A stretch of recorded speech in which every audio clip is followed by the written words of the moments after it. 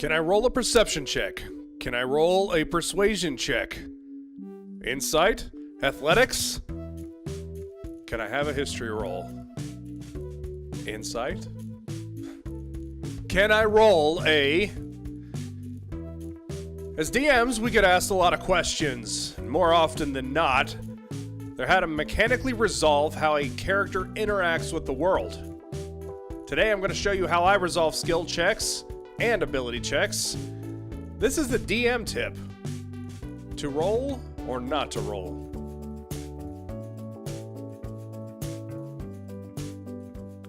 I mentioned in a previous video that I do not like to have players ask me, can I roll perception? Or to name a check that they're trying to use, and instead, I ask all my players just to tell me what they're doing. If I need a check, I'm going to ask for it.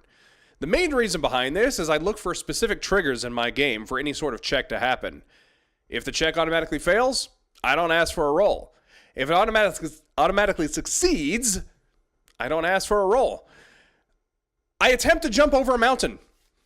Well, you try, but you just jump a few feet and that's it. You don't succeed. There's no need for a check here. Don't even bother picking up the dice. There's no conflict to resolve. I had some feedback a while back that started the entire idea. The character traveled from one port to another. There was some stuff in between, but basically they went from one port to another. And when they arrived, a man stood on the deck and said, "You're going to need to pay a tax to enter." The character walked up and tried to say, come on, we don't need to pay. And in that moment, I thought about that for just 1 second and realized very quickly that that method wasn't going to work. So I never asked for a persuasion roll. You see, in my games, these situations are puzzles I give to the players. How do you get through this scenario? The feedback was I should have asked for a roll. And I don't remember what I said at the time, but my response today is simple. What was the persuasive argument? You didn't offer anything to the NPC to make him consider letting you buy. You didn't meet any sort of specific threshold that is different for every NPC in my world. You see, this NPC had a problem. There was a man on the docks watching all the tax collectors on each individual dock for each individual ship. And if this man didn't collect the tax, well, he was going to be killed. You see, this was the scenario in town, and the players had yet to uncover it. The player was just upset I wasn't allowing to make the rolls, and he felt cheated that because he invested points into those skills and I wasn't allowing him to use them, that maybe he should have put points into another area. And I said, you know what, there's plenty of opportunities to use these skills, but in that moment and that method of resolving the conflict just simply wasn't going to work. There was a 0% chance that guy was going to risk his life just because you asked nicely. The way I look at it, if I ask for a roll, I'm saying there's at least a 5% chance of success. And if someone doesn't meet that threshold with whatever they're saying or doing, I just tend to not ask for a roll. Well, what are these thresholds? Well, they're different for every situation. I might try to determine what values this specific NPC has that they're talking to, or what secret they might have, but most of the process is just complete improv. In some cases, I ask for a die roll to establish what the threshold is. If they roll persuasion and it's low, well, they're not going for whatever they're doing at the time, and if they roll high, then sure, that sounds reasonable. I might be able to establish a couple different thresholds and just use the die roll to determine which way I'm going to go, because it's fine either way. And this goes to an earlier video when I talked about establishing reality with the dice roll. The point's simple. I do not personally like when players just say, I would like to persuade them to let me buy. Or I would like a persuasion check to let them let me buy. I come up with some reason. I don't like that as part of my game. I am going to then gather players that understand this and want to incorporate this into their gameplay. There is a similar argument, I believe, in when DMs throw these puzzles at players. When there's some sort of trick to open the door or something like that. In a lot of cases, it's not the character solving that puzzle, it's the player. And so there's a disconnect there. And what I try to do is try to allow the player to embody the character at as many moments as possible. That's what I like at my table. For history checks, I'm going to evaluate that character's backstory, and I'm going to determine if they could have come across some sort of information. And just like there's European history or American history, I like to consider that in my game world different histories around the world. And I've established that there's not very many books floating around, but people are just generally taught to read for other purposes. And that way I don't have to deal with, well, are you literate? I believe we had to deal with that a lot in the second edition. I try to give my players information they can use in the world. On occasion, I might ask for a history roll to determine if maybe they have heard of something. Essentially the same thing as I'm not sure which way I want to go, so I'm just going to use the die roll to determine it in the end.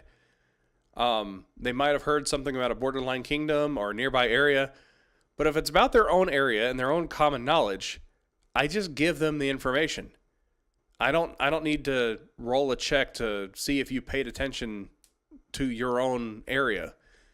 And that's the advantage of picking an area to come from in my world, is you get the information for that area. But if it's from the other side of the world, I might not even ask for a roll. I just say, you know what? You don't know. You don't know. If we haven't discussed it, you don't know. Why am I doing this, though? The argument is that my player, me, isn't as good at talking to things as my PC, my character, is supposed to be. And look, I get it. I really do. But I don't care. This is the kind of table that I want. These are the expectations of my players. And I don't have to make my table available for everyone. And I feel that that is truly a common misconception with what's going on in the tabletop RPG community, is that your player needs to cater to everyone. And I just simply don't believe that. I want a more immersive experience. And this is one of the things that I do to make sure that that happens is simply, and of course the goal being, I want to mention the mechanics less. I want you as the player to tell me what you're doing. I want to look down the road and see what I'm doing. All right? Give me a perception check. Let's see what you see. I want to, I'm going to engage with this NPC in a voice acting dialogue. And I'm going to try and get them to do something. I'm not saying this as the player. I am acting out my character and trying to get this NPC to do something. And if I feel that they meet that threshold in that conversation, I will say, you know what, and give me a persuasion roll. And they know, my players know when I ask for that check, that they've hit a nerve.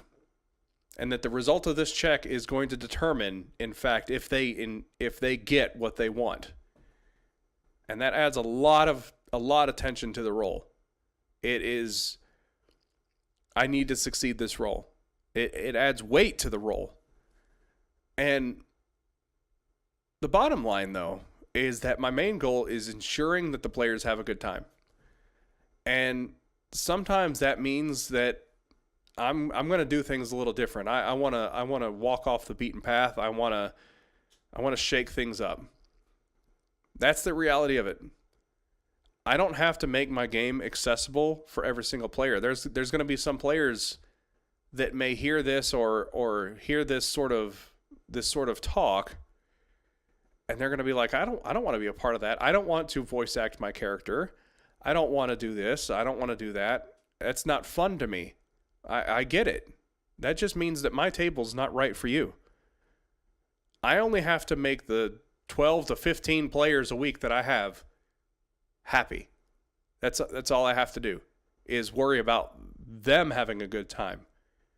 You should find a DM that wants to make sure you have a good time. And if doing voice acting for your character and having sort of a lot of understanding at the table of trying to pull you into a more immersive role If that's not fun to you, or if immersion's fun to you and you don't want to go to this extent, then fine. But understand that you need to find a different table than the one that I'm running, or maybe the one that you're at.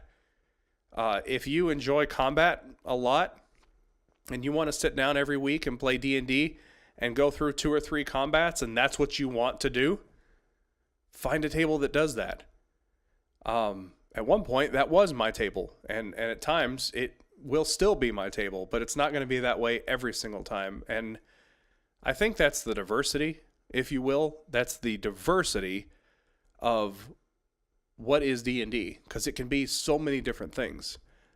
I feel that 5th edition has really allowed me to open up as a DM. The rules light system allows me to say, okay, this is the base game. Now I get to add my ideas and my theories on top of what I feel would help me tell a better story.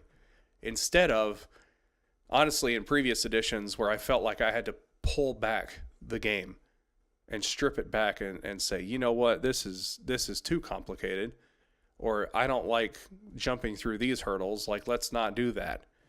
And instead, 5th edition just add on to the game. I hope this idea helps another DM out, or perhaps helps a player looking for a different way of approaching RP. I'm planning on working on a prestige class video next. I'm not sure if that's what's going to happen. I want to detail out one of the prestige classes I have in mind, and I've tried to do that already once.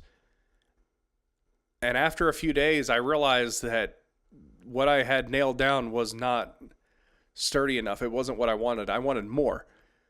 And I've recently talked with a player on Tuesday, and they had a rogue subclass that we were trying to homebrew. And once I started talking about prestige classes, I realized that the rogue prestige class we were trying to homebrew was in fact not a rogue subclass, and what we needed to get what we wanted out of it was to pull it away from being a subclass and instead just turn it into a prestige class. That was the easiest way to do it. Thematically, narratively, it made a lot of sense that she would have to go to another individual to learn the training.